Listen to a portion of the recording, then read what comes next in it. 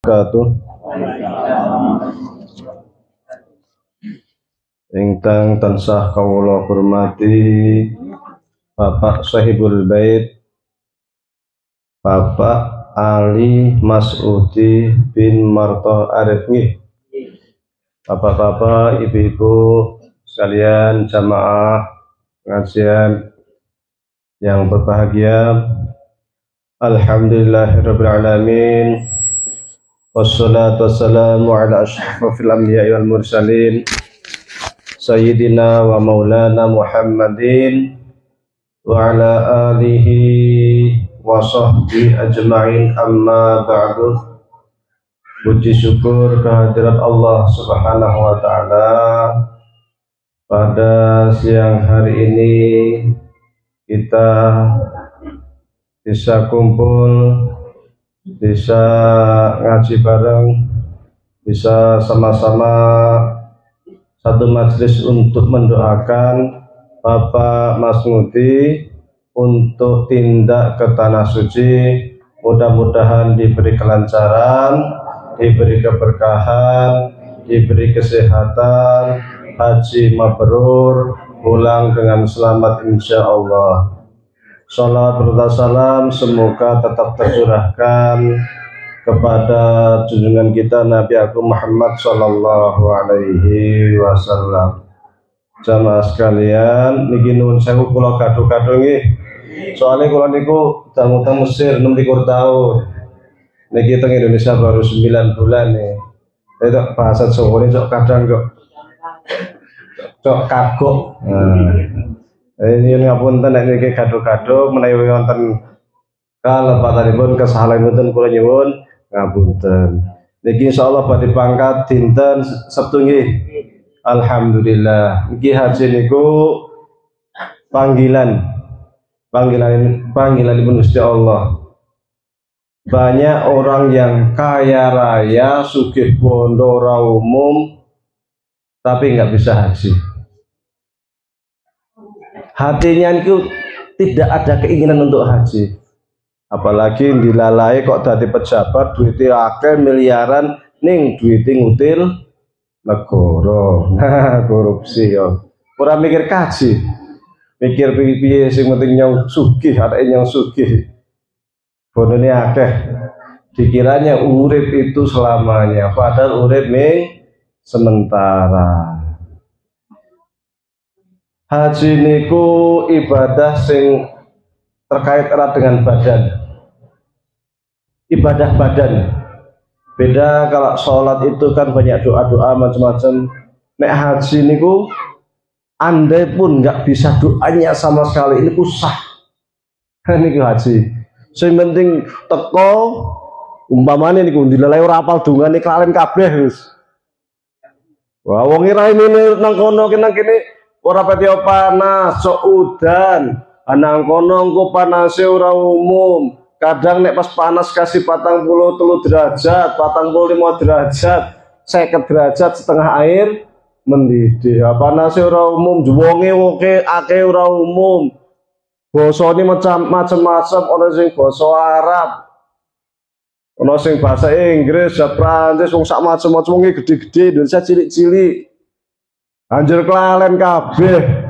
Sing penting melu sak regu grupe gergutuk kayak tawaf kelingane pas tawaf pas kae nang apa jenenge menghadap ke Hajar Aswad, bismillah Allahu akbar, muter. Pas muter karo ngobrol kelalen kelingane sing nang Indonesia ngobrol. Ping ngerti-ngerti ping 7 karo kancane. Bar ping 7 jam sai, pokoke nginti le sai ping 7. Bar saya ping 7 terus ditahalul. Nanti tunggu sampai pas bulan haji tanggal 8 tarwiyah, tanggal 9 ke Arafah Mina sampai selesai. Ora donga blas umpamane ni aja kasih kebangetan. Itu sah karena memang yang namanya haji itu ibadah badaniyah, ibadah awak. Mangkane wong kaji niku sing dibutuhkan kesehatan. Makanya di dalam hadis dikatakan hijjul baiti man istata'a ilaihi sabila. Haji itu wajib tapi man bagi orang istato'a yang sanggup ilaihi kepadanya apa sabilan jalannya. Sing ngerti dalane, sing sanggup dalane. Dalane iku napa? Ya sehat yang di bondo. Bondone akeh nek ora awake ora sehat ya ora wajib. Beda karo salat. Mbok sugih miskin padha wajib salat. Sehat ora sehat ya wajib salat. Gitu? Wong loro ya tetep kudu salat, sak bisa enggak bisa berdiri ya sambil tidur. Enggak bisa tidur ya sambil ini ya miring, enggak bisa duduk ya legerengan kan ngeten nek salat.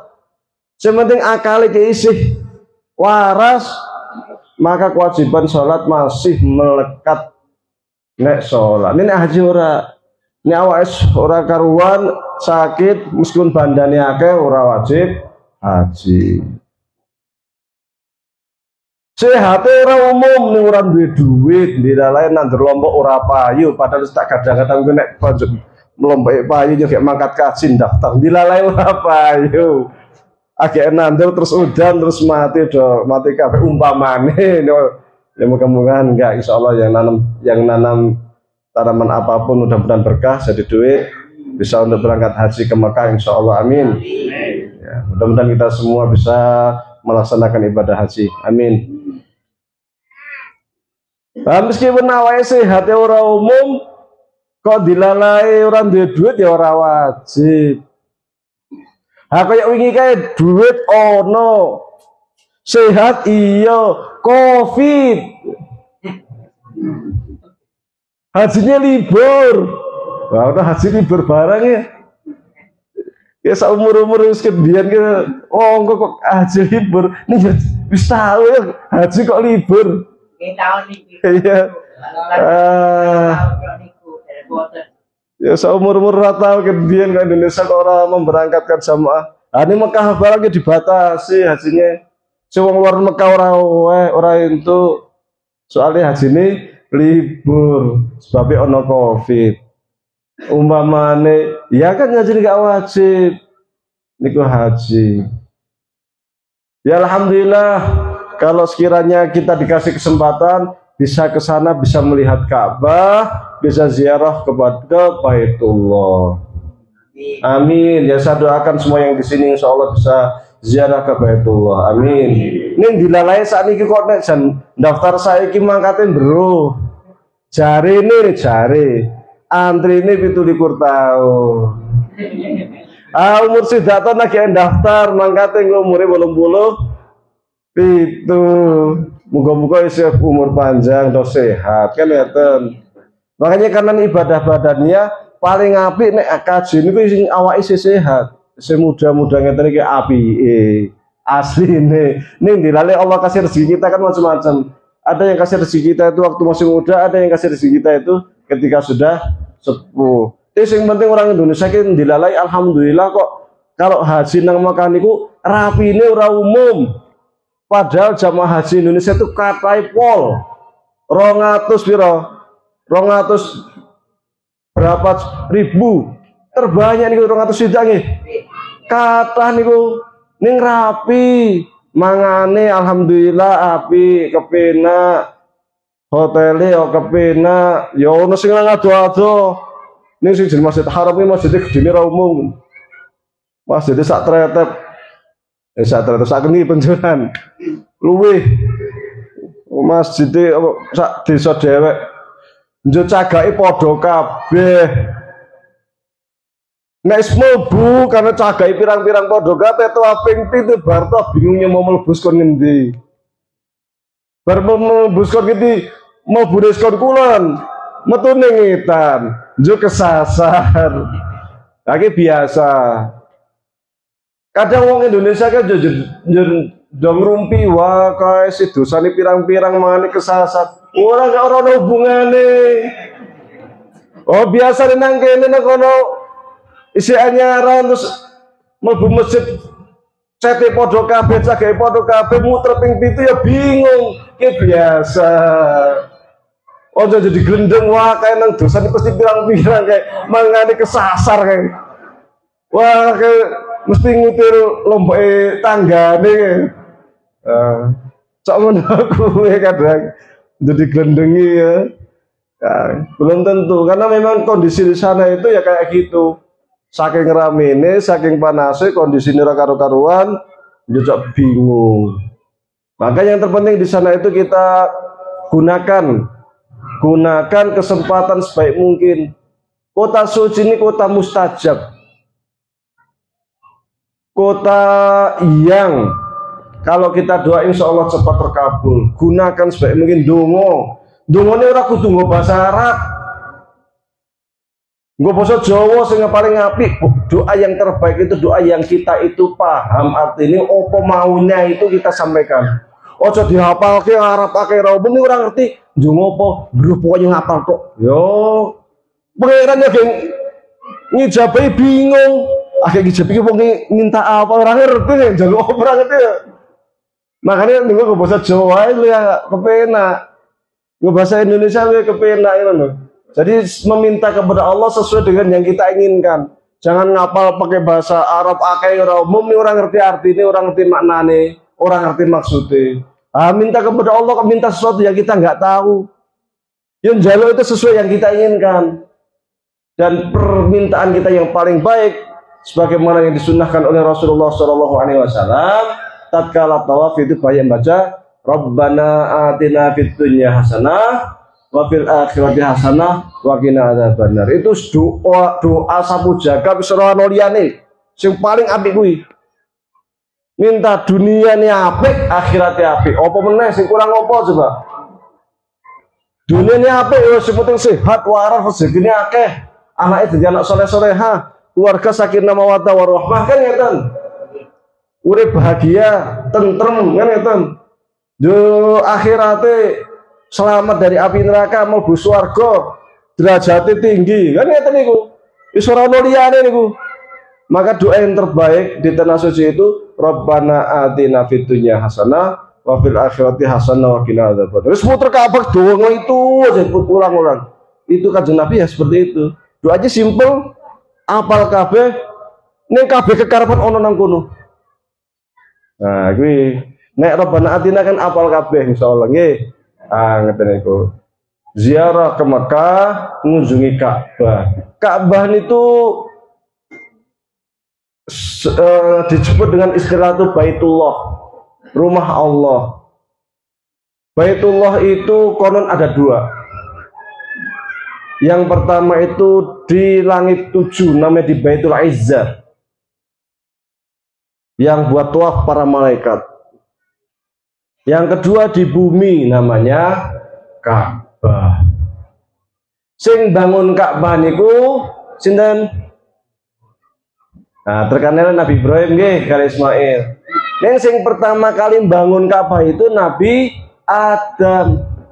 Inna awwala baitin wudi'a lin-nasi lalladzi bi Bakkah mubarakan. Sesungguhnya awwala baitin, rumah pertama di muka bumi ini itu yang dibangun oleh Nabi Adam yang terletak di Bakkah. Nama lain dari Mekah itu Bakkah. Kadang disebut Bakkah, kadang disebut Mekah. Nek saiki terkenalnya Mekah. Nah, itu namanya Baitullah. Jadi dulu Nabi Adam alaihissalam mendapat wahyu oleh Allah Subhanahu wa taala untuk pergi ke Mekah membangun Ka'bah.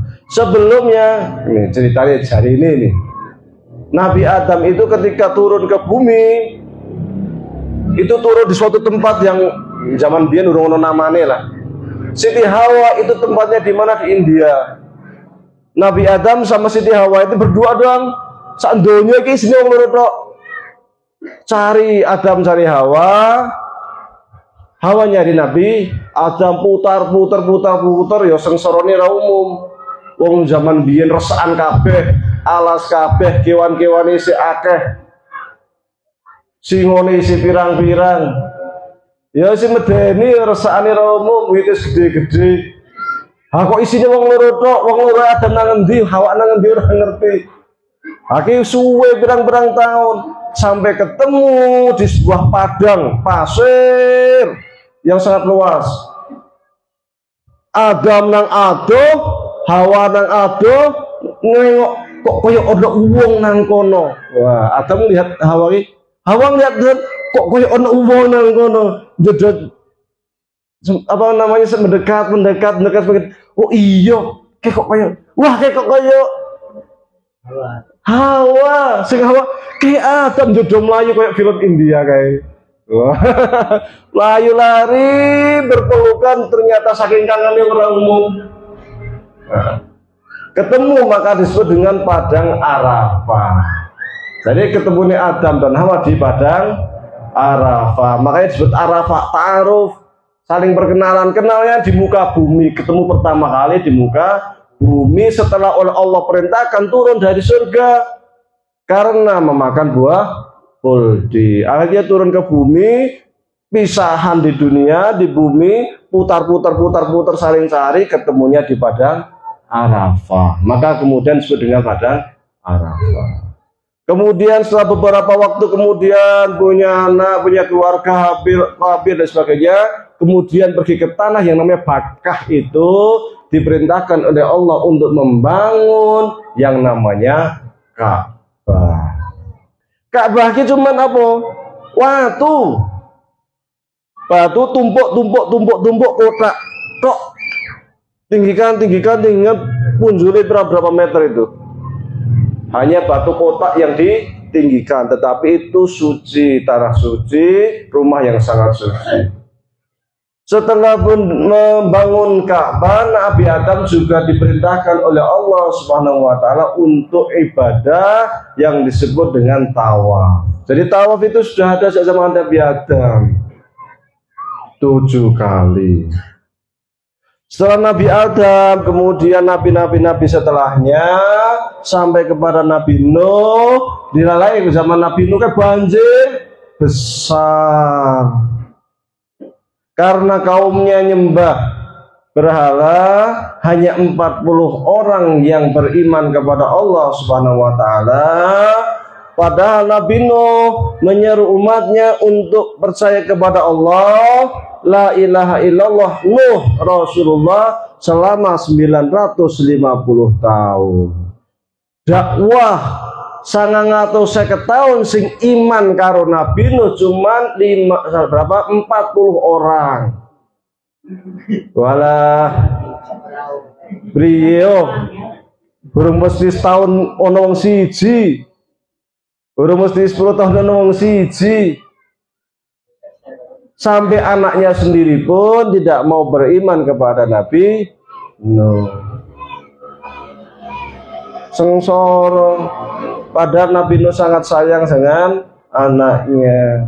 Dilalai kodo kafir kabeh masih dakwah sampai 950 tahun nggak ada yang beriman. Akhirnya Nabi Nuh adalah, nek saya sudah 950 tahun kesana kemari dakwah, yang ikut hanya segini, berarti cuma segini doang nih. Berarti yang beriman sak menit tok kiye. Berarti seorang orang yang beriman. Hanya sak menit tok kiye, yang lain nggak ada beriman. Untuk apa mereka hidup? Ndongo. Ya Allah, ngapain mereka nggak hidup? Paling mereka kalau hidup punya anak, nanti anaknya kafir lagi. Nah kalau anaknya kafir mana? Jongo apa? Akhirnya berdoa kepada Allah, ya Allah hancurkan saja mereka, binasakan semuanya aja dah. Dungane Nabi langsung mustajab. Nek Nabi Muhammad ora. Nek Nabi Muhammad itu dulu pernah diminta ketika ke Taif, kemudian dilempari batu sama orang-orang Taif sampai kakinya itu berdarah. Karena kena kakinya, malaikat Jibril datang nesu, wahai Muhammad, kalau kau perintahkan kami para malaikat untuk ngebleki, ngangkat gunung Uhud, kemudian kita taruh di beki di orang-orang Taif, kita siap. Nah, Nabi Muhammad donga ini orang, wah kesempatan yo, orang ngono. Saiki orang sasa ditunda-tunda pokoknya sengitnya. Ada cewek awake dhewe ngono. Nabi Muhammad enggak. Jangan, fa innahum la ya'lamun. Mereka itu enggak tahu. Mereka itu kaum saya enggak tahu. Ini Nabi Muhammad rahmat. karena bisa jadi nanti setelah itu mereka akan masuk Islam. Mereka nggak tahu, jangan kata. Nabi Nuh enggak, Nabi Nuh itu orang kenceng. Wes orang sing beriman ngopo urip. Wes binasakan aja semuanya. Wah, akhirnya Allah turunkan hujan dari langit yang sangat lebat. Allah pancarkan mata air dari bumi sehingga banjir bandang gede ini orang umum. Sebelum banjir Allah sudah perintahkan kepada Nabi Nuh untuk buat kapal dan memerintahkan kepada 40 orang yang masuk Islam, yang beriman kepada Nabi Nuh untuk masuk ke dalam kapal, termasuk kewan-kewan sepasang. Soalnya banjir orang yang daerahnya Nabi Nuh tok sak donya banjir iki. Jadi Nabi Nuh itu hidup baru. Sak donya itu sisa 40 orang tambah Nabi Nuh. Njur Ka'bah hancur, rusak karena kena banjir. Sekian tahun setelah Nabi Nuh itu sekian tahun kemudian nggak ada Ka'bah, sampai kemudian Allah Subhanahu wa taala utus Nabi Ibrahim. Nabi Ibrahim punya istri yang pertama yang bernama Siti Sarah, orang duwe putra awali. Akhirnya diusulkan untuk menikah orang Mesir, orang Kipti. Orang Mesir itu aslinya Kipti, bukan Arab. Penduduk Mesir asli niku. Orang Kipti yang bernama Hajar. Selang sekian waktu, alhamdulillah dikasih putra yang bernama Ismail. Waktu Ismail ini masih kecil banget, masih hitungan bulan, Allah turunkan wahyu kepada Nabi Ibrahim supaya pergi ke Mekah dengan istrinya Siti Hajar. Berangkat ke Mekah, naik Mesir Mekah ya aduh. Zaman saiki naik pesawat 2 jam. Ya ada lumayan. Yang tahun 99 tahun nang Mekah naik kapal. Naik kapal laut itu 2 malam 3 hari. Nah, kapal kita bawa bekal, bawa nasi, bawa macam-macam. Dilalai karena Mesir ke udara nih panas, nasi kayak es dino bosok, jerguang nang laut. Padahal baru sehari isi rong dino meneh. Wah, dilalai. Waktu itu kita bawa roti banyak-banyak sama sambal sak botol aqua. Sepanjang jalan itu selama 2 hari mangane roti karo sambal. Karena mengani roti karo sambal tekan Mekah konsen yang ngoloro wetengi. Bareng weteng ora kaya nang Indonesia nek gak luru kamar mandi gampang, ke musola mesti buka kamar mandi ini. Nang kono kamar mandi kabeh dikunci kecuali pas salat tok. Nek salat baru masjid dibuka, kamar mandi dibuka. Nek gak salat ya gak dibuka. Jumubet-mubet luru kamar mandi oleh-oleh. Ke tahun 99 deh. Wah, jan apik. Jauh naik kapal saja 2 malam 3 hari. Nah, zaman Nabi Ibrahim itu nih kapal sekarang itu kapal yang saya loh. Ada zaman biyen kapal isi kapal menggunakan apa senengi ya? Layar niku ya pirang dino ya. Oh wis suwe meneh. Jadi untuk menjalankan perintah Allah itu ya ora gampang. Mbok nabi ya ora gampang ngono. Iya. Hanya untuk ke Saudi, hanya untuk diperintahkan membangun Ka'bah. Ora gampang, harus berangkat dari Mesir menuju Mekah. Membawa bekal seadanya. Cuman dalam sejarah tidak disebutkan apakah berangkatnya Nabi Ibrahim ini lewat, karena ada yang jalan darat lewat Sinai, kemudian Jordan, kemudian masuk ke Saudi bisa. Tapi ya sama jauh meskipun darat. Lu ada meneh bisa 1 bulan perjalanan pakai unta. Kalau zaman dulu di Mekah, di Arab, nek perjalanan jauh itu lebih suka pakai unta. Sebab unta niku kuat, ora mangan, ora ngombe, pirang-pirang dina ki kuat. Ki unta. Bangane nek ana wong sing kersane ora mangan, ora ngombe pirang-pirang dina poso ngeblenge kaya unta. Ning aneh unta ki siji, mbok nang Arab ki lahir sampai tua pun unta ki ora bisa bahasa Arab. Unta. Makanya teman saya dulu kalau belajar bahasa Arab gak bisa-bisa, kamu nih kayak unta aja. Unta di Arab bertahun-tahun dari kecil sampai besar gak bisa bahasa Arab. Belajar yang benar, jangan kayak unta katanya. Nah, makanya orang dulu tuh meskipun lewat padang pasir itu kendaraannya unta. Unta ini kuat, dia itu di dadanya itu punya apa? Punya penampung air. Jadi kalau minum tuh banyak-banyak, di sini tuh punya penampung air. Itu bisa minumnya itu pelan-pelan, keluarin pelan-pelan, pelan-pelan. Makanya dalam Al-Qur'an, afala yang turuna ilal ibili kaifa khuliqat. Apa kamu nggak ngelihat bagaimana Allah menciptakan unta? Maksudnya ini opora mikir Allah kok bisa menciptakan unta kepiye carane? Dengan hebatnya punya penampung air, bisa makan, nggak minum sekian hari kuat.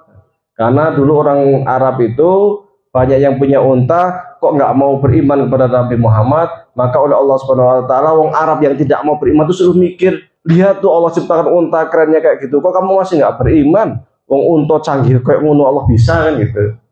Nah, maka pakai unta itu bisa sebulan, bisa lebih dari Mesir sampai Mekah.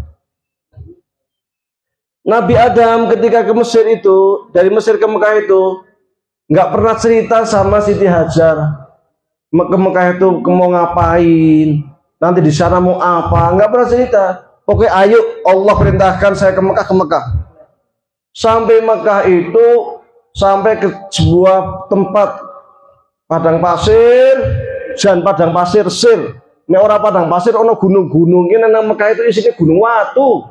Ane ngondek kepenak gunungnya gunung uwit tok, kanan kiri ke dawan-dawan ki uwit tok ning ngendhalek iki banyu pirang-pirang kate semburat. Ha nek nang kono kok gunung watu. Kudu lemah. Tapi pasir. Nek lemah ceblokke apa saja bisa tumbuh. Ha nek pasir apa tumbuh? Enggak tumbuh. Jadi disebut lembah yang tidak bisa ditanami oleh apapun. Makanya orang Arab itu kalau ke Indonesia senengi umum. Biasanya padang pasir, weruh Indonesia, wit-witan kabeh, kemudian apa? Bergunung-gunung, berbukit-bukit, berkelok-kelok, bawahnya itu ada mengalir sungai. Langsung kepikiran, ternyata firman Allah yang menceritakan tentang surga, tajri min tahtihal anhar, taman-taman surga yang mengalir, di bawahnya sungai-sungai, itu ternyata ada di Indonesia. Maka orang Arab selalu mengatakan Indonesia itu qit'atun minal jannah, cuilane swarga ki yo Indonesia. Anak dewek karena kita lahir di sini sampai ketua di sini ora kroso. Nek mung wong Arab, Masya Allah Indonesia yo. Saking sugihe Indonesia iki. Saking makmure, ngisore harta, ada minyaknya, ada macam-macamnya, ada emasnya, ada tembaganya, tanahnya atasnya ketika ditanamin juga luar biasa. Semuanya ada di Indonesia ini. Makanya disebut sebagai qit'atun minal jannah, cuilane swarga. Wong Arab nek Indonesia senengane mau jalan-jalan tak gelem Bali.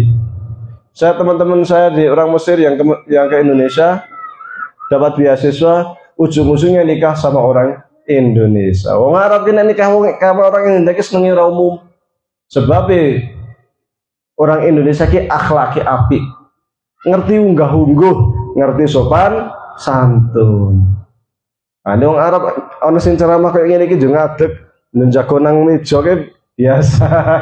Ane ngondek ora dikamplengi, ora sopan blas. Ora kiai lagi ceramah njago nang meja. Itulah.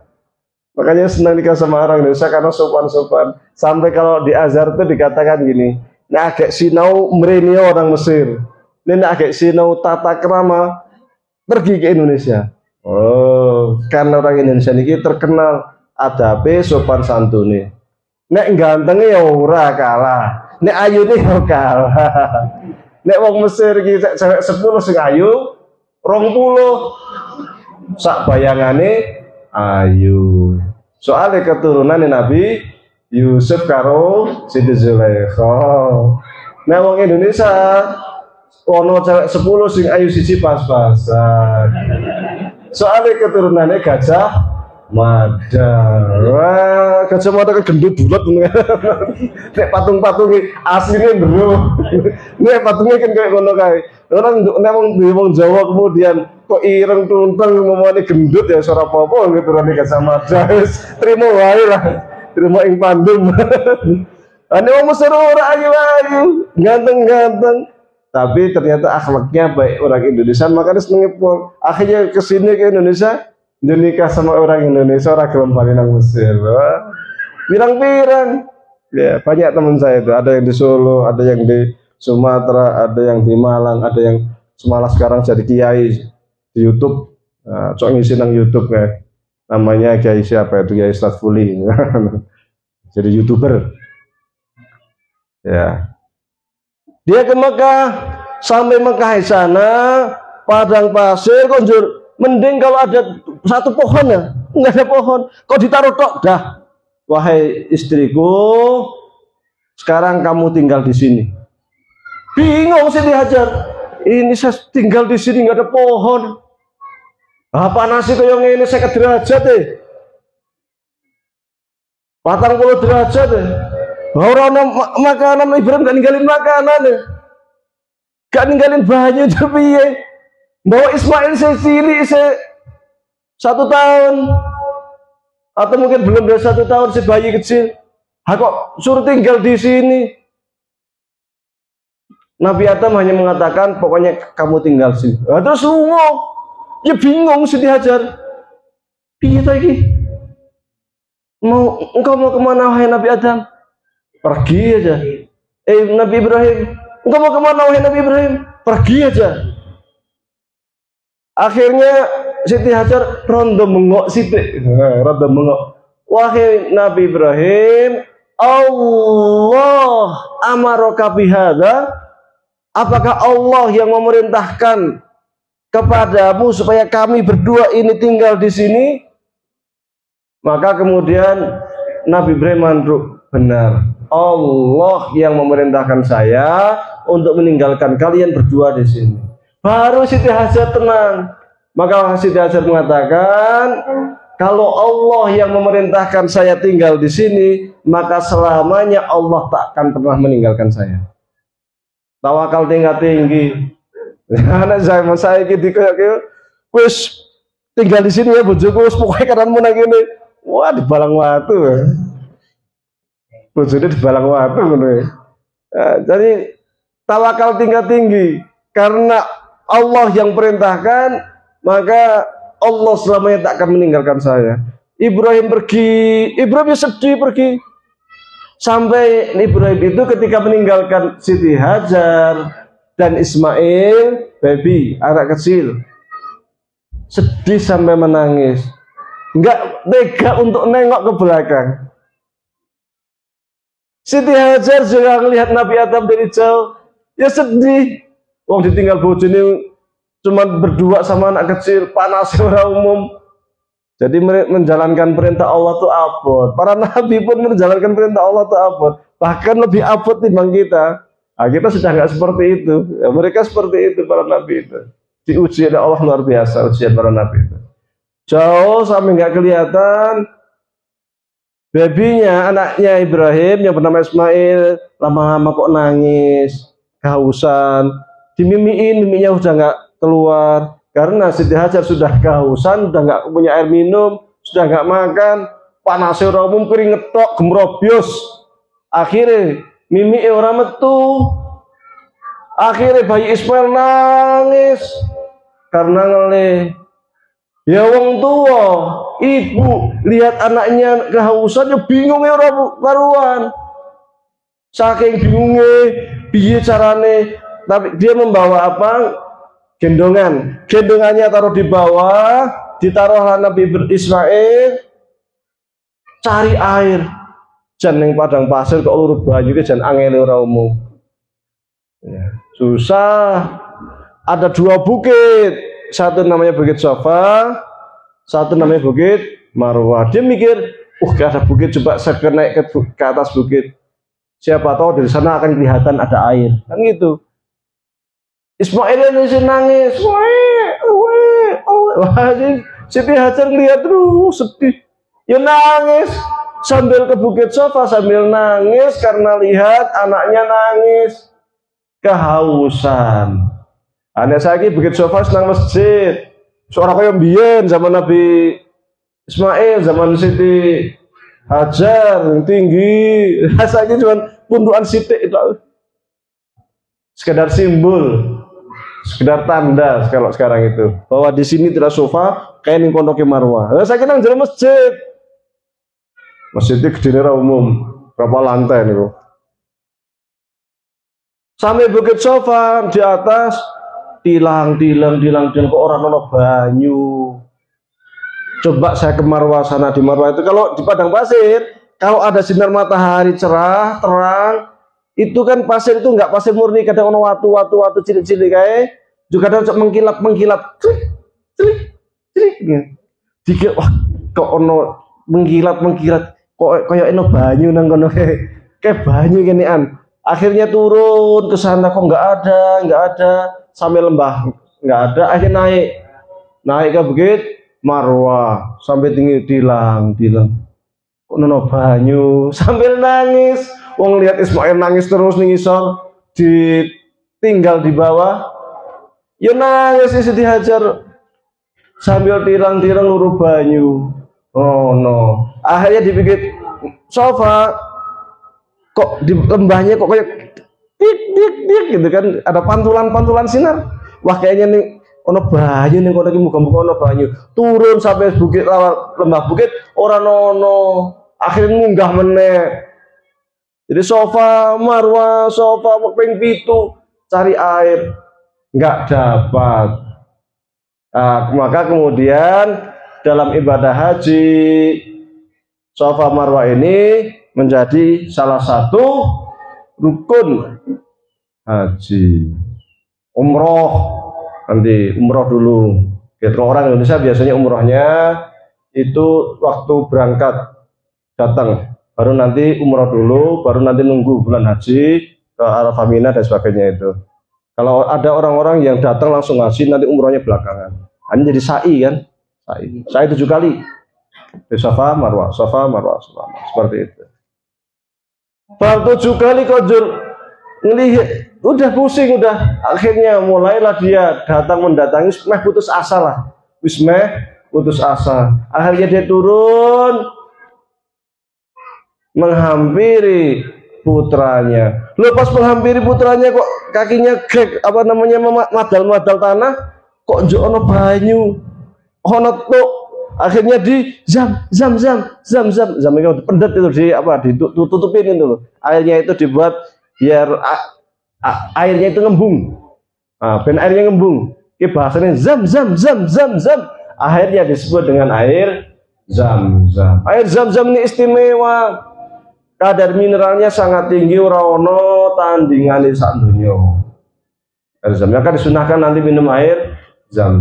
Sakai di Mekah. Nang dalam Masjid Haram itu dijajar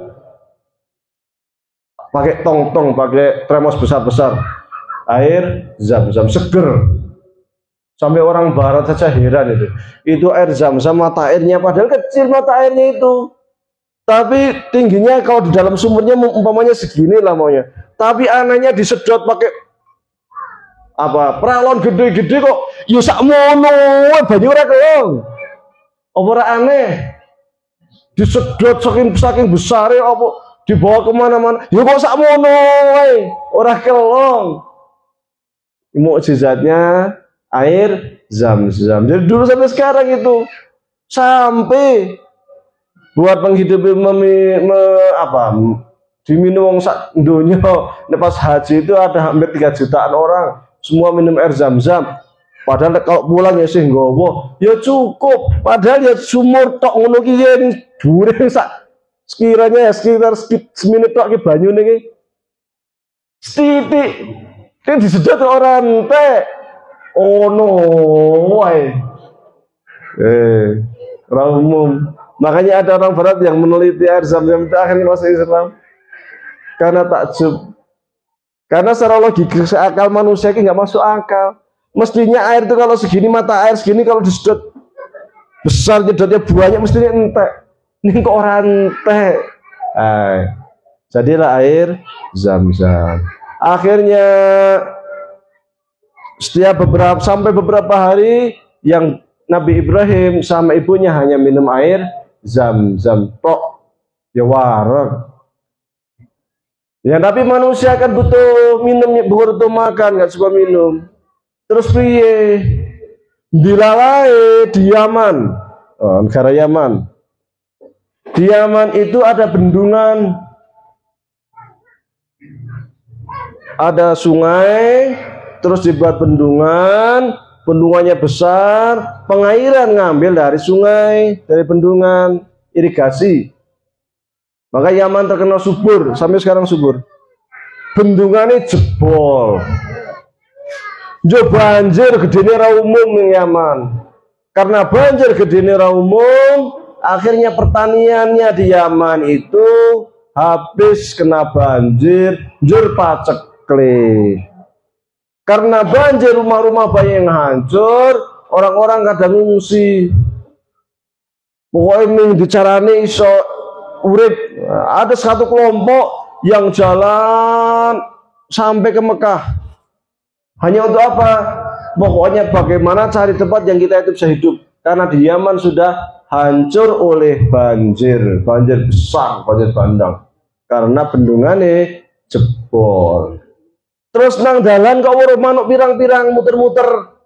Wah ki nek biasane nek ana manuk muter-muter ngono iki, ki ora banyu mesti. Mesti ada banyu ini. Akhirnya mereka deketin itu tempat air yang muter-muter itu. Semakin mendekat, semakin kok ada orang, dua orang. Ada dua orang, satu perempuan, satu anaknya kecil. Loh ternyata di situ ada sumur zam-zam. Ada air zam-zam. Airnya mendekati situ. Kemudian Assalamualaikum, minta izin kepada ibu yang menunggu zam-zam itu. Siti Hajar, wahai ibu, kita ini suku dari Yaman, kena musibah di Yaman, banjir bandang, hancur-hancuran, rumah kita hancur, pertanian kita hancur. Kita hijrah cari tempat yang kita itu bisa bernaung untuk membuat kampung baru. Di sini kok ada sungai, ada sumur, boleh tidak saya minta izin untuk minum air di sini, kemudian menetap di sini. Nah, jadi tradisinya orang Arab dulu, siapa yang menemukan mata air pertama, berarti dia yang punya tanggung jawab terhadap mata air tersebut. Karena yang menemukan pertama ini Siti Hajar, maka yang tanggung jawab ya Siti Hajar, karena putranya Ismail yang masih baby, masih anak-anak. Akhirnya sahabat Siti Hajar disilahkan minum bersama, tapi kami minta tolong penghidupan kami dijamin. Nah kan saling menguntungkan. Sana minum air zam-zam, penghidupannya Siti Hajar dengan Ismail dijamin oleh suku yang namanya suku Jurhum. Suku Jurhum ini suku Arab yang berasal dari Yaman. Nek Nabi Ibrahim ini kudu wong Arab. Nabi Ibrahim ini aslinya sekot Irak. Irak yang biyen kudu Arab. Ngomongnya kudu berbahasa Arab. Nek Irak namanya Babilonia. Biyen kudu Arab biyen. Arab kan saiki karena orang Islam banyak ke Irak, akhirnya menjadi banyak orang Arab di sana, akhirnya jadi orang Arab. Nek biyen orang namanya Babilonia. Kemudian dari Irak ke Mesir, dari Mesir ke Mekah. Sampai Mekah ini, makanya kemudian Nabi Ibrahim atau Nabi Ismail itu disebut dengan istilah Arab Musta'rob. Orang Arab yang terarabkan, karena aslinya Nabi Ismail bukan orang Arab. Karena putra Nabi Ibrahim dari Babilonia. Jo akhirnya nih istilahnya itu pahalanya orang yang tawakal. Siti Hajar kan tawakalnya minta ampun. Allah amaraka bihadza, waktu ditinggal sama Nabi Ibrahim, apakah Allah yang memerintahkan engkau untuk kami tinggal di sini? Nabi Ibrahim mengatakan iya. Maka Siti Hajar mengatakan, kalau Allah perintahkan saya tinggal di sini, saya yakin Allah tak akan pernah meninggalkan saya. Ya benar. Akhirnya ternyata ada suku Jurhum masuk situ yang menjamin kehidupannya. Makanya dalam Al-Quran dikatakan, wa may yatawakkal 'alallahi fa huwa hasbuh, innallaha balighu amrih, qad ja'alallahu likulli syai'in qadra. Jadi wa may yatawakkal 'alallah fa huwa hasbuh, siapapun yang bertawakal kepada Allah, maka Allah yang akan menjamin rezekinya. Ora usah khawatir, Allah yang menjamin rezekinya. Persis seperti Siti Hajar yang bertawakal kepada Allah, yang dia yakin Allah tidak akan pernah meninggalkan dia, kasih air Zam-Zam, ternyata ada suku Jurhum datang, ternyata kehidupannya di Mekah dijamin oleh suku Jurhum. Sampai di situ, sampai kemudian orang-orang Jurhum ini membuat rumah di sana. Siti Hajar bersama putranya dibuatkan rumah, urip nih Mekah, menjadi ada orang di Mekah. Dulu nggak ada orang sama sekali. Jadi orang pertama kali yang tinggal di Mekah itu Siti Hajar dan anaknya Ismail. Baru datang suku Jurhum, baru adalah yang namanya orang Arab di Mekah. Biyen nono Arab. Arab ki asline Yaman, kudunan Mekah, tapi kemudian di Mekah. Sampai besar kemudian Nabi Ismail ini ketika sudah menginjak remaja, Nabi Ibrahim kangen. Nabi Ibrahim di mana? Di Mesir, sama istrinya yang pertama yaitu Siti Sarah. Yo kangen, saya mau nengok anak saya. Ditinggal, udah tak tinggal lama, tengoklah ke Mekah, ketemu sama istrinya Siti Hajar dan putranya Ismail. Ketika sampai sana, ternyata mendapat wahyu dari Allah. Suwera ketemu kangen era umum, ketemu anak sudah agak besar, lucu kan, kangen era umum, seneng era umum. Wah, karena udah lama kangen, ingin punya anak, itu udah lama Nabi Ibrahim. Makanya kemudian nikah sama Siti Sarah itu karena belum punya putra. Seneng era umum. Kok dapat wahyu dari Allah, wahai Ibrahim, sekarang saya wahyukan, saya perintahkan kepadamu untuk menyembelih anakmu. Mimpi, bangun tidur, ragu-ragu, pasti bunga tidur, ngimpi tok, mosok nyembelih anak. Padahal yang nampaknya mimpi para nabi itu pasti benar, itu wahyu. Malah mimpi meneh, suruh nyembelih anaknya. Rondo ragu-ragu, ndak iyo yo, yang wis suwe ora ketemu anak nyong, saiki ketemu anak nyong, kayak lucu-lucu nih. Aku juga nyembelih anak nyong priye, ndak bener. Itu hari ketiga ngimpi lagi. Wah, ini wahyu, ini benar. Ya meskipun saya masih sangat kangen dengan anak saya, meskipun ayah saya itu anak satu-satunya sebelum ada Ishak. Tapi karena ini perintah Allah, ya harus saya jalankan. Akhirnya anaknya ini dipanggil, wahai anakku, saya ini mendapatkan wahyu dari Allah. Ra'aitu fil manami anni adzbahuka. Saya itu mimpi perintah dari Allah supaya saya itu menyembelih kamu. Gimana pendapatmu? Kata Nabi Ismail, kalau sekiranya itu perintah Allah, laksanakan. Satajiduni insyaallah minas sabirin. Insyaallah engkau wahai Nabi Ibrahim, wahai bapakku, akan mendapatkan saya ini hamba-hamba Allah yang sabar. Nangis Nabi Ibrahim. Piye ora nangis sing anak sing kebiyen donga terus bagaimana supaya diberikan anak putra, akhirnya Allah ijabahi, Allah kabulkan punya putra. Baru punya putra baby kecil, mestinya pengen menimang-nimang babynya, bayinya pengen main bareng anaknya yang masih kecil, diperintahkan untuk ke Mekah, meninggalkan anaknya di Mekah Ismail, dia tinggalkan lagi ke Mesir. Kemudian setelah anaknya agak besar, sudah lucu-lucunya, dia kangen, dia nengok ke Mekah, lo baru ketemu 1, 2, 3 hari kok nyembelih anak iki piye? Ya ora nangis. Ya nangis sedih orang umum mendengar jawabannya anaknya, silahkan. Kalau itu perintah Allah, insya Allah saya sabar. Akhirnya hari berikutnya Nabi Ismail dikasih baju yang bagus, didandani, terus minta izin ke istrinya mau diajak jalan. Ya istrinya sebagai seorang istri soleha yang taat kepada suami, pokoknya percaya apapun dilakukan suami, insya Allah sesuai dengan hukum Allah, tidak akan macam-macam. Minta izin keluar, ya diizinkan keluar. Sampai di jalan, iblis. Sing jenenge iblis ki kalau ada orang yang taat, batali ra umum. Nek ana sing sembayang ngono ki gatali ora umum. Ki kok sembayang rajin temen ngono kan. Sengite ora umum, makane iblis kalau ada orang tidur, nek anyes malah langsung diselimuti sekalian.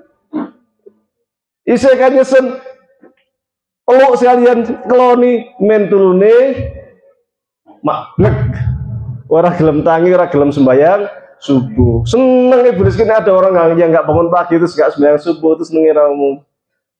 Makanya kalau setan itu kita sunahnya kan kalau bangun tidur segera wudhu, biar apa? Setan-setan yang kencing di sini kita ini, yang tinggal di sini kita, di hidung, di tengkuk kita, di telinga kita itu pergi.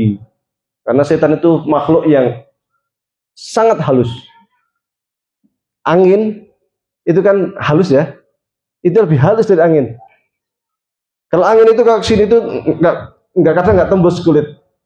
Kalau setan saking halusnya itu bisa tembus kulit, masuk, bahkan masuk ke dalam tubuh kita itu nanti ikut aliran darah, bisa ikut aliran darah masuk, nanti masuk ke otak. Dari otak kita itu memulai waswisu, membisik-bisikan, ojo sembayang, puru oleh kepenak. Nyes kok mari masjid barang ora usah. Nah, ke setan. Kan iblis ke gatal sengite ora umum, mulai bahaya iki. Makanya kemudian mendatangi Nabi Ibrahim dengan wujud manusia. Wahai Ibrahim, wong anakmu age api-api lucu-lucunya kayak komindi. Mending di rumah saja. Ora usah wis pokoke ngojo-ojoki. Nabi Ibrahim tahu ini iblis ini kurang ajar, ambil kerikil, lempar ping 7, 1, 2, 3, 4, 5, 6, 7, jadi lempar jumroh ping 7 pakai kerikil. Nanti kalau di Mekah akan ketemu hal-hal aneh. Wong Afrika itu ngelemparnya nggak pakai kerikil, gue sepatu. Wih, iblis, Allahu Akbar, wah lemparin gue sepatu. Wah, san. Ya ono, aku nek wis tekan kono gak weruh. Hanya yang guyu ke aku, ini ya ono gumun iki. Ya. Ada saiki nglempare kepenak, zaman saiki iki lempar jumrohnya itu dia sudah bentuknya kayak dinding gini. Kayak dinding, dia tinggal lemparin gini. Lempar. Kalau dulu bulat, setiap orang itu bisa datang dari sini ngelempar, sana ngelempar, sana ngelempar, sana ngelempar itu kan. Jadinya itu kalau kita dari belakang lemparnya kalau nggak dekat ya jadi jauh. Kalau dilalai tenaganya nggak kuat nih kena kepala yang di depan kotak gitu kan. Makanya pakai kerikil, jangan batu kena kancane kena wong liya kok. Bahaya, benjet. Bang lempar jumroh benjet bahaya kan. Kalau sekarang enak pakai kayak gini, jadi kita tuh lempar dinding nanti jalannya ke sini. Kalau dulu nggak lempar sini nanti balik. Maka dulu itu kalau pas lempar jumroh itu dulu sering terjadi bencana, banyak kasus yang meninggal karena ketika ngelempar jumroh itu dulu kita maju maunya kan, wong Indonesia kayaknya ciri-ciri apa-apa yang haji itu kata udah spos-spos dan saya ini jalannya kan mindi-mindi, pas ke belakang teko jamaah spon Turki wong tegap-tegap gede-gede kayak raksasa ya. Kalau jalan nggak lihat jalan pokoknya blek kayak militer jalan itu nah berani orang bisa ditabrak yo gempang jungkel terus keinjek-injek akhirnya banyak yang meninggal itu dulu. Nek saiki ora alhamdulillah. Sekarang itu lempar ke sana nggak ke sini, langsung jalan ke sini. Lempar jalan. Jadi jalan untuk ngelempar sama keluar itu pisah. Jadi kepena. Alhamdulillah. Terus zaman sekarang itu ngelempar jumlah itu berlantai-lantai, lantai 1, lantai 2, lantai 3, lantai 4, lantai-lantai. Nyong biyen mikir wong sak donya wong 3 juta ngelempar jumlah waktune mlayu nang ndi? Oh, bayangke wong sak donya wong 3 juta ngelempar jumroh kabeh satu waktune mlayu nang ndi?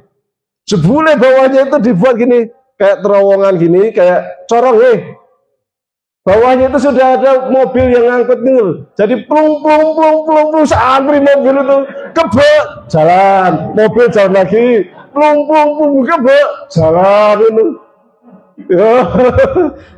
Tak kira hilang. Kayak mistis kalau plung hilang.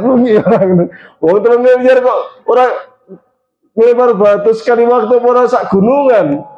Nah, kok no kerikile jebule nang isor ana sing nampani mobil apa itu? Mobil bak, mobil truk sing gede umum kae. Wis antri kebak minggir ngono kae. Nah, itu haji. Jadi nanti cari kerikil kecil, jangan batu yang gede-gede, kasihan nanti kalau kena orang lain. Jangan pakai sepatu, jangan pakai sendal. Ono masalah lagi.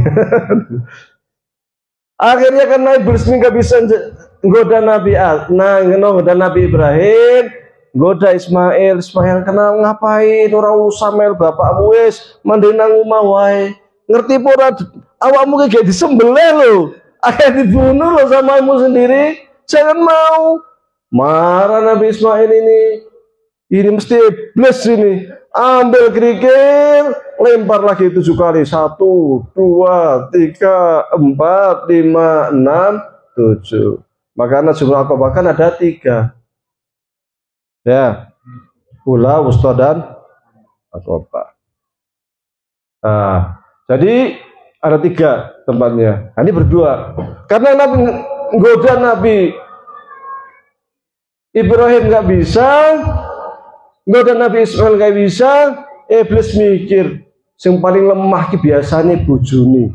Nek wong wedok ki ora tegelan, mesti berhasil lagi.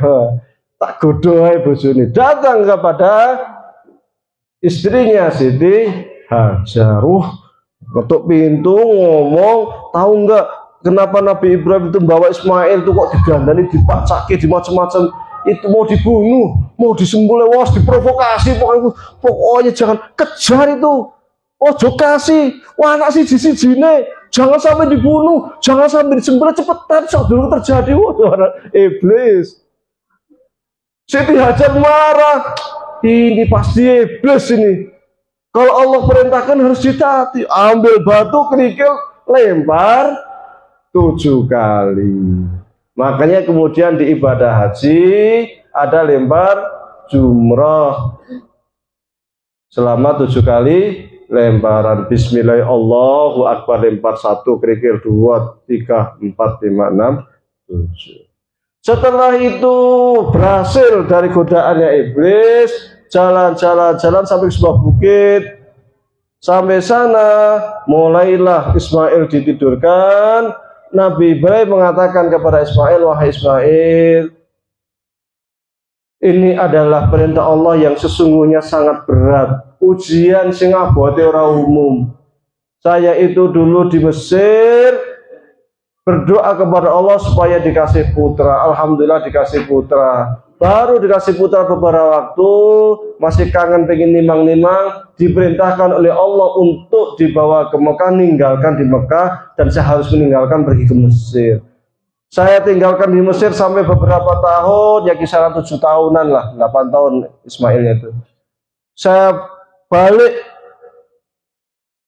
ke Mekah, ketemu anakku, wahai engkau, wahai Ismail, masih kangen sekali. Allah perintahkan saya untuk menyembelihmu. Sekarang sekiranya kamu takut, maka ayah akan tutup matamu supaya kamu tidak lihat pedang yang saya hunus. Kata Ismail apa? Tidak perlu wahai ayah, percayalah bahwa saya ini insya Allah termasuk hamba Allah yang sabar. Pokoknya laksanakan saja perintah Allah. Akhirnya taruh di batu, adanya batu yang rondor datar itu, yang agak datar. Dihunus pedangnya sambil nangis, Nabi Ibrahim nangis orang aruan. Ya gimana nggak nangis? Dia anak siji, akhirnya ketemu, saya kangen kau nyembelih.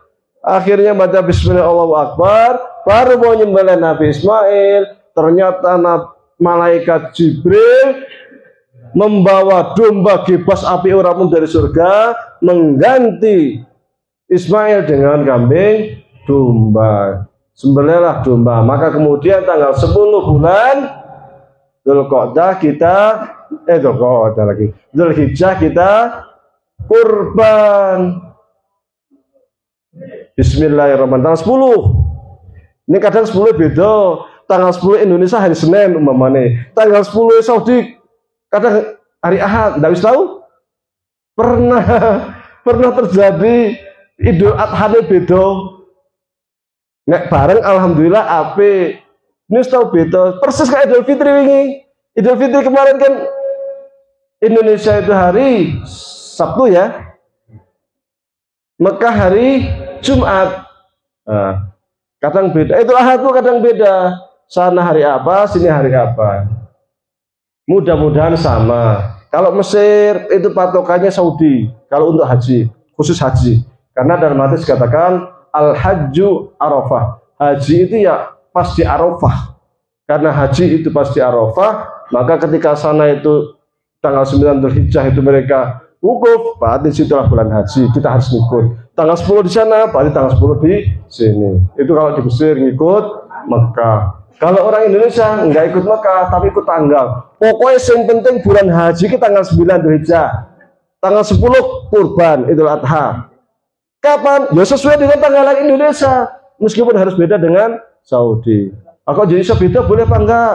Boleh, silahkan. Itu sesuai dengan istiadat fikih, nggak ada masalah. Jadi kalau nanti sekiranya kok dilalai umpamane, kok Idul Adha nih Indonesia kok beda karo Saudi, ya ditoleransi, nggak usah kemudian kita suap-suap di mana-mana. Wah Indonesia pemerintah piye, bodone yo beda karo Saudi, ora usah. Secara fikih boleh, karena kita ikut tanggal. Yang penting kan Idul Adha kita tanggal 10, Arafah tanggal 9, kan ngono. Nah, kalau Mesir enggak istiadatnya. Pokoknya sebenarnya Arafah melu Saudi, berarti tanggal 10 melu Saudi kan gitu. Nah, nyembelih kambing untuk kurban. Sunnah muakkad kalau di mazhab Syafi'i. Maksudnya kalau Anda punya kambing sangat bagus sekali untuk kemudian ikut kurban, karena itu nanti akan jadi tumpaan kita ketika nyebrang Sirat insyaallah. Amin. Alhamdulillah, selamat. Nabi Ibrahim dipuji oleh para malaikat karena sukses dengan ujian Allah yang sangat berat. Pulang lagi ketemu Siti Hajar, alhamdulillah seneng. Akhirnya minta izin lagi pergi ke Mesir. Karena istrinya dua, istrinya berapa sandesa. Nah sandesa saya kira ini seneng bojo pertama, saya sebenarnya bojo kedua kan gitu. Nah, ini bojo satu di Mesir, bojo keduanya di Saudi. Nek kok ada. Ya. Jadi kalau di Mesir dengan Siti Sarah, alhamdulillah kemudian dikasih putra yang bernama Ishak. Setelah Nabi Ismail ini agak besar, sudah agak berinjak remaja, besar lagi. Kalau tadi sudah masih agak kecil, masih kisaran 8 tahun, 7 tahun. Nah, ini sudah gede, kisaran umurnya udah 20-an tahun lah. Ke Mekah lagi Nabi Ibrahim. Ke Mekah, nengok istrinya, anaknya, kangen-kangenan. Alhamdulillah. Dia mendapat wahyu dari Allah Subhanahu wa Ta'ala untuk meninggikan Ka'bah. Wa id yarfa'u, bukan wa id yabni. Kalau bahasa Arab itu yabni itu membangun. Kalau membangun itu dari awal, belum ada pondasi. Yarfa'u meninggikan itu sudah ada pondasi. Sehingga cuma wa id yarfa'u Ibrahim qawaida. Aku ada qawaid itu namanya pondasi. Meninggikan pondasi. Jadi pondasi Ka'bah sudah ada sejak zaman Nabi Adam yang pertama kali bangun. Inna awwala baitin wudi'a lin-nasi, sesungguhnya rumah pertama yang diletakkan, berarti pondasinya itu Nabi Adam. Tugasnya Nabi Ibrahim bukan bangun dari awal dari pondasi, tapi meninggikan saja, karena Ka'bah sudah hancur pada masa Nabi Nuh waktu banjir bandang. Maka ayatnya wa id yarfa'ul Ibrahim al-qawaid wa Ismail. Ketika Nabi Ibrahim dan Nabi Ismail itu meninggikan Ka'bah, diperintahkan bangun Ka'bah, ditinggikan. Nah, bangun Ka'bah, Nabi Ibrahim kalau sudah agak tinggi itu mundur lihat, wah ini sudah tinggi belum ya? Oh, sudah rata belum ya? Sudah bentuknya kubus kotak belum ya? Jangan-jangan menceng itu. Tinggikannya sampai selesai sampai jadi.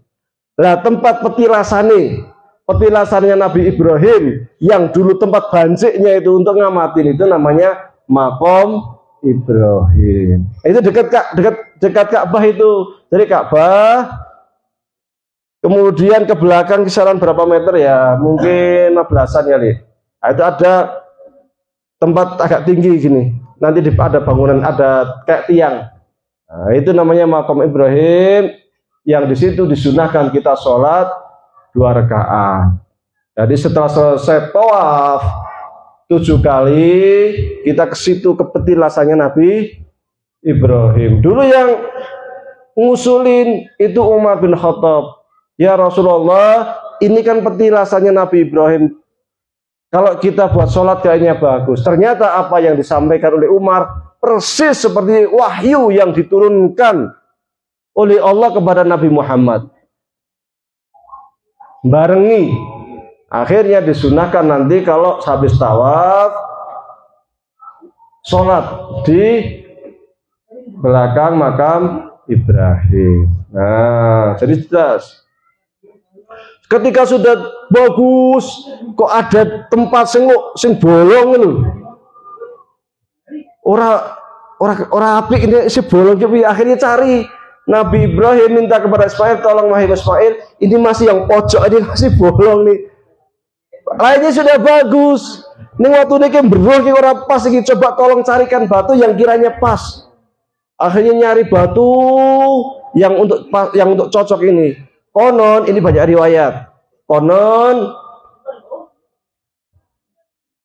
malaikat Jibril ngambil batu dari surga, diteletakkan, kemudian diambil oleh Ismail, kemudian dimasukkan ke lubang kecil itu yang masih bolong, maka kemudian disebut dengan istilah Hajar Aswad. Jadi itu batu surga. Konon ini satu riwayat. Dulu, nek cerita ini do ngantuk. Ya. Dulu katanya Hajar Aswad itu warnanya putih menggilap. Ora ireng tuntang kaya saiki. Sekarang kan bentuknya hitam. Ini sudah jam berapa ini? Jangan-jangan sudah kelewatan saya ini. Belum. 3/4. Oh, 3/4 sudah jam 1/4. Ya sedikit lagi lah ya. Ya. Jari ini biar ke Hajar Aswad putih. Tapi Allah perintahkan kepada mereka yang tawaf disunahkan untuk mencium Hajar Aswad. Bismillah Allahu Akbar, cium Hajar Aswad muter. Kalau sekarang susah untuk cium Hajar Aswad, harus dari jauh. Nek dekat ke wong Indonesia jangan cilik-cilik, jangan memaksakan. Nek iso nyium Hajar Aswad alhamdulillah, kalau enggak jangan maksa. Saya dulu nyium Hajar Aswad itu tahun 99 karena pas musim panas umroh dilalai pas sepi, wah setiap muter iso nyium Hajar Aswad. Wah kalau pas haji walah angeli romum. Kalau bisa alhamdulillah, kalau enggak yang penting dari jauh bismillah Allah. Muter mulai. Nah, karena manusia itu banyak dosanya, ketika nyium Hajar Aswad dosanya sedikit merotol, nyium Hajar Aswad dosanya sedikit merotol. Ada yang sak donya dia nyium Hajar Aswad berjuta-juta tiap tahun, akhirnya dosa kena nambangi kan ireng. Akhirnya Hajar Aswad sing awalnya itu putih jadi hitam, maka disebut dengan Hajar Aswad. Hajar itu batu, aswad hitam, batu ireng. Nah, maka sejak saat itu, sejak Nabi Ibrahim, kemudian untuk memperingati perjuangan Nabi Ibrahim dengan Nabi Ismail, kemudian juga mengenang atau apa istilahnya itu, tempat-tempat bersejarahnya Nabi Ibrahim, perjuangan Nabi Ibrahim, maka kemudian diwajibkanlah atau diturunkanlah syariat tentang haji. Bunyal Islamu ala khamsin, syahadatu an la ilaha illallah wa anna Muhammadar rasulullah, yaqumus shalah wa ita'uz zakah wa shaum ramadan wa hajjul baita man istata'a ilaihi sabila, dan berhaji di tanah suci bagi yang mampu. Diwajib tapi khusus bagi yang mampu. Ini untuk mengenang syariatnya Nabi Ibrahim. Nah, Nabi Ibrahim ini kemudian pergi lagi ke Mesir. Nabi Ismail di Mekah, kemudian menikah dengan suku Jurhum. Maka anak turunnya Nabi Ismail ini menjadi orang Arab karena lingkungannya Arab, dan beliau nikah sama orang Arab. Nek Nabi Ismail ya sendiri bukan orang Arab. Keturunannya Nabi Ismail ini terkenal bangsa yang akhlaknya tinggi, suka menghormati orang, menghormati tamu. Nek ada yang haji itu menjadi suka mengasih minum, sikoyah kalau bahasa Arabnya itu. Jadi kalau ada yang haji dari mana-mana itu, ya keluarganya Ismail ini yang akan menyiapkan minuman untuk haji. Maka haji ini tetap dilakukan terus oleh Nabi Ismail beserta keturunannya terus sampai zaman Nabi Muhammad ada haji terus. Sayangnya pada masa jahiliyah, karena sekian tahun, haji ini lama-lama berubah. Yang dulunya itu labbaik Allahumma labbaik, labbaik la syarika lak labbaik, innal hamda wan ni'mata lak wal mulk la syarika lak, labbaik Allahumma labbaik, labbaik la syarika lak labbaik. Diganti dungane, tetap ana labbaik Allahumma labbaik, tapi ditambah labbaik ya Uzza, labbaik ya Lata. Kemarin orang Arab itu nyembah berhala, berhalanya gede-gede, dikasih nama, berhala ki jenenge Lata, berhala ki jenenge Uzza, berhala ki jenenge Almana, berhala ki semua berhala kasih nama. Orang Arab jahiliyah dulu kalau ditanya siapa pencipta langit dan bumi, akan mengatakan Allah yang menciptakan langit bumi. Wala in sa'altahum man khalaqas samawati wal ard la yaqulunna Allah. Sekiranya engkau tanyakan kepada mereka siapa sih pencipta langit dan bumi, pasti akan mengatakan Allah. Ning yo percaya kaya berhala-berhala, makanya disebut musyrik. Musyrik itu asyraka yusyriku isyrakan, itu menyekutukan. Sekutu itu bareng-bareng dulu, bareng-bareng. Jadi bedanya musyrik sama komunis, nek komunis kayak orang percaya karo pangeran. Komunis, PKI, orang percaya karo pangeran, orang percaya karo akhirat. Kalau orang jahiliyah itu musyrik, percaya karo pangeran, percaya karo Gusti Allah. Ning percaya nek Lata ya Gusti Allah. Jadi Gusti Allah loro, ana telu, ana papat lho. Itu namanya disebut musyrik. Sekutu bareng-bareng, ono Tuhan iki loro, telu, papat, lima. Berhala itu kadang dari kayu, kadang dari batu, kadang dari kurma itu disusun, ditoto api kayak berhala kayak. Ngunes kentekan makanan ngelih, kurmanya dimakan. Wah, Tuhan dimakan ya. Makanya disebut jahil bodoh. sang budune wong Arab. Nah, jadi syariat Nabi Ibrahim tetap ada haji. Makanya dulu zaman jahiliyah suku Quraisy, sukunya Nabi Muhammad, keturunan Nabi Muhammad itu kalau orang-orang Arab tuh haji datang. Dulu ketika Nabi Ibrahim sudah bangun Ka'bah, sudah selesai, kemudian Allah perintahkan untuk melaksanakan ibadah haji. Allah perintahkan juga umat Islam, karena seluruh Nabi itu membawa ajaran Islam untuk haji. Nabi Ibrahim kan bingung, piye carane wong sak donya iki datang ke Mekah untuk melaksanakan ibadah haji, caranya itu gimana, perintahnya itu. Kalau mereka biar tahu Ka'bah itu terhormat, piye carane iki. Akhirnya Allah perintahkan untuk azan wa azin fin nasi bil haji ya'tuka rijalan. Azan yang kunas berazan, Allah akan masukkan ke dalam hati manusia yang ada di seluruh dunia rasa rindu, rasa sayang, rasa pengen menziarahi Baitullah.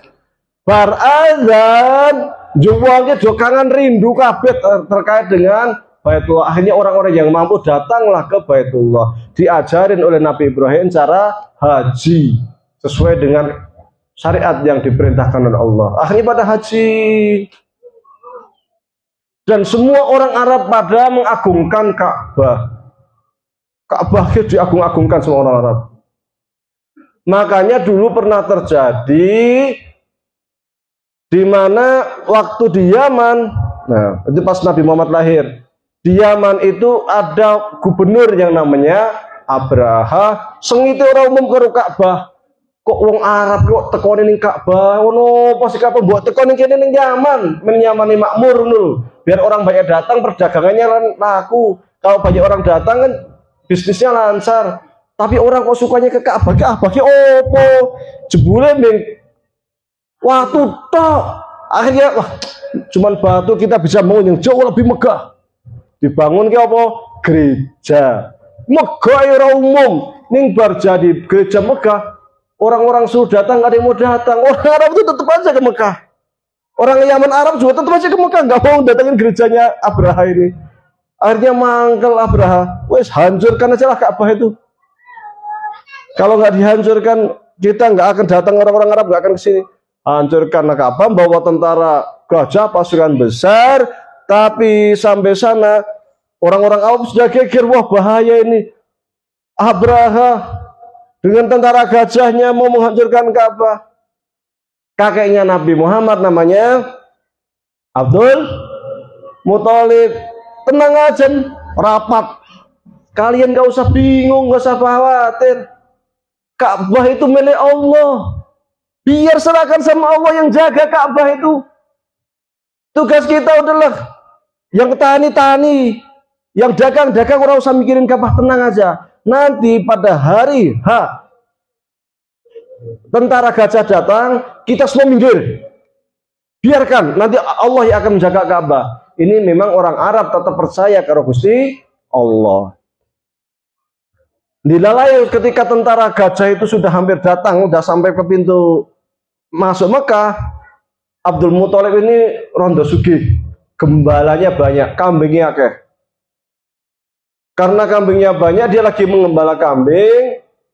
Beliaunya lagi di rumah. Biasanya orang lain yang membalakan, ngutus atau pembantunya lah ya, dikerjakan ke orang lain. Lo kambingnya itu malah ditangkepin oleh Raja Abraha. Karena informasi masuk ke Raja Abraha, kambing-kambing ini milik Abdul Muthalib, di mana Abdul Muthalib itu orang yang paling dihormati di Mekah. Di Mekah gurung negara. Anani suku tok, kepala sukune lah gampangnya, atau orang yang paling dihormati, yang dituakan gitu, diantaranya Abdul Muthalib kuwi. Nah, akhirnya ya diambil kambing-kambingnya, pembantunya lari lapor ke Abdul Muthalib. Wahai Abdul Muthalib, kambing-kambingnya ditangkapin, disandra oleh Abraha. Akhirnya Abdul Muthalib segera datang menemui Abraha. Ditanya Abraha, Anda siapa? Saya Abdul Muthalib. Wah Abdul Muthalib, kamu ya ketua suku Mekah? Iya katanya. Senengnya umum. Abraha sambil ngejek, tahu nggak kamu wahai Abdul Muthalib, kita datang dengan pasukan lengkap. Sebentar lagi habis itu Ka'bah itu. Kami akan hanguskan, ratakan Ka'bah. Abdul Muthalib santai aja. Saya datang ke sini bukan ingin ngobrol tentang Ka'bah. Loh, kamu ngapain di sini? Kamu kan kepala suku kok, nggak mau ngobrol tentang Ka'bah, mau hancurin. Kau mau hancurin Ka'bah, mau dihanguskan, terserah, urusan. Yang penting urusan saya, kamu kan sudah nangkepin kambing-kambing saya, kembalikan kambing saya. Kok gue? Oh, ketawa Abraha. Katanya kepala suku terhormat, katanya Ka'bah terhormat. Giliran Ka'bah mau dihancurkan, kok malah diserahkan monggo kerso kalau mau dihancurkan. Cuman mau datang ke sini, cuman mau minta kambingnya. Ya silakan, kasih kambingnya, dibalikkan. Abdul Muthalib kemudian minggir ke bukit. Semua yang ada di Mekah suruh dikosongkan sama Abdul Muthalib. Kosongkan, kosong Mekah, bukit semuanya. Karena mereka tahu ini pasti akan ada peristiwa besar.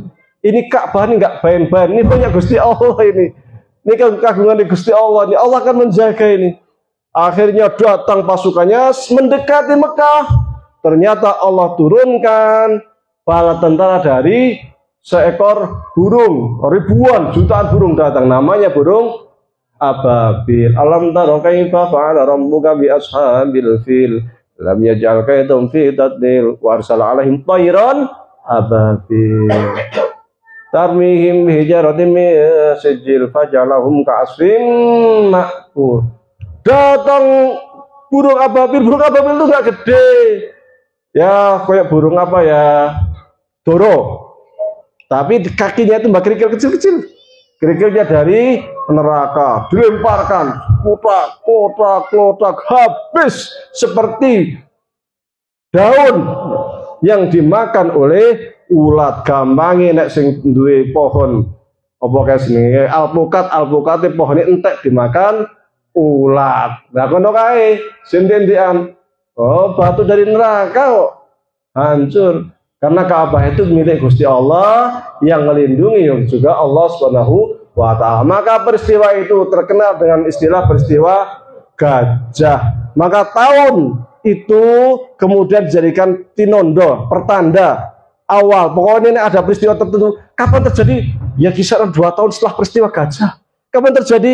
Ya kisaran 10 tahun setelah peristiwa gajah. Harus terkenal dunia se-Arab. Se-Arab yang ngerti kabeh peristiwa gajah ini. Karena memang peristiwa yang luar biasa.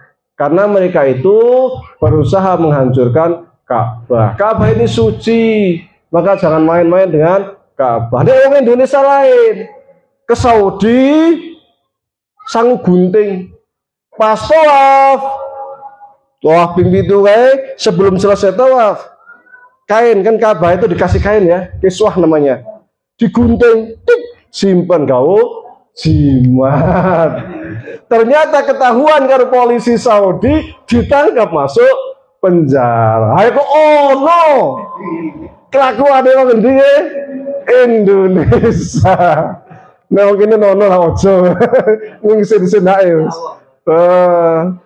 Motong kain kiswah jimat. Nah kelakuannya orang Indonesia. Ya kita tetap hormat kepada Ka'bah, tapi tidak sampai itu. Maka dulu Umar bin Khattab itu kalau mencium Hajar Aswad bilangnya apa? Wahai Hajar Aswad, kamu ini batu, layang fa'walayadur, yang nggak punya manfaat, yang nggak memberikan mudarat apapun. Batu kok biasa. Sekiranya bukan karena Allah yang perintahkan saya untuk mencium kamu, wahai batu, saya nggak akan mencium kamu. Tapi karena ini ibadah Allah yang perintahkan, maka dilaksanakan. Jadi kita mengagungkan Ka'bah tetap sesuai dengan syariat. Ojo berlebihan kemudian guntingi kiswah gobali digawe jimat. Wah ini ora karuan. Ono meneh wong Indonesia iki aneh-aneh. Ambil air zam-zam. Wah ini air zam-zamnya macam-macam nanti buat mandi, buat apa macam-macam, main duwe anak. Jadi ini main anaknya soleh kayak mandi yo. Pakai air zam-zam, macam-macam lah orang Indonesia. Nanti kalau pas pulang dari Mekah itu mau ke Indonesia itu biasanya air zam-zamnya itu sudah dijatah berapa liter ya? Nggih 5 liter nanti mendati teng Jakarta biasanya. Ane wong Indonesia kok 5 liter tok ora cukup. Akhirnya pakai botol aqua. Nah, botol aqua yang kecil-kecil tuh. Diikat banyak renteng banyak taruh di sini nih. Oh, renteng kayak mau bom bunuh diri itu. Sakai nanti bawa jaket segede ini umum pakai. Padahal ketika masuk pesawat itu kan ada namanya itu alat khusus pendeteksi ini loh. Nah, ada air di tubuh kita bunyi. Berbunyi akhirnya karo penjaganya yang di sana itu polisinya itu suruh buka. Pas dibuka isinya air zam-zam muter. Polisi yang buyung ngakak orang umum. Lah kok terjadi soalnya wis tahu menangi. Tahun 2003 haji, terus tahun 2008 juga haji juga, terus apa namanya membantu kerja pekerjaan jamaah haji di bandara. Ya nemoni wong ngono kuwi. Wah, buka jasa jaketnya kok isine rentetan aqua kebek air zam-zam. Jadi potong diceklik jatuh semua gresok. Guyung ngakak polisi ini. Wah, lagi-lagi wong Indonesia kreatif wong Indonesia ke jenderal umum. Saking kreatif. Hari ini dicatat 5 liter nanti ambil di Jakarta. Jadi kita tetap menghormati Ka'bah seadanya. Lihat cerita Ka'bah ini sedawa ning engko rampung-rampung. Karena wis tau kebanjiran maning, wis tau Hajar Aswad wis tau ilang. Aneh to? Dicolong. Tahun berapa? Zaman sebelum Salahuddin Al-Ayyubi, itu zaman Koromotoh namanya Syiah Koromotoh. Menguasai Mekah, lihat Hajar Aswad jukut. Tiga maring Sam, Suriah. Jadi orang itu kalau tawaf nggak ada Hajar Aswad ya bolong menurut. Karena udah diambil sama orang Syiah. Sampai kemudian zaman Salahuddin Al-Ayyubi menguasai Mesir, mengalahkan Syiah Batiniyah, Hajar Aswadnya diambil, dipasang lagi. Tapi sudah pecah. Sehingga Hajar Aswad sekarang itu sudah tidak besar seperti dulu. Makanya kalau Hajar Aswad kan gini terus ono kayak lempengannya bulatnya itu loh, kayak semennya itu loh. Karena memang sudah tidak sebesar waktu awal. Itu pernah hilang, pernah dicolong sama ya. Oke, cukup. Kedawan kok.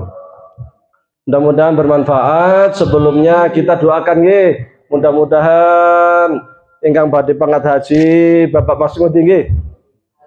Nggih, Ali Mas Ngudi. Niku saged haji mabrur, hajjan mabruran wa sa'yan maskuron wa tijaratan lan taburon.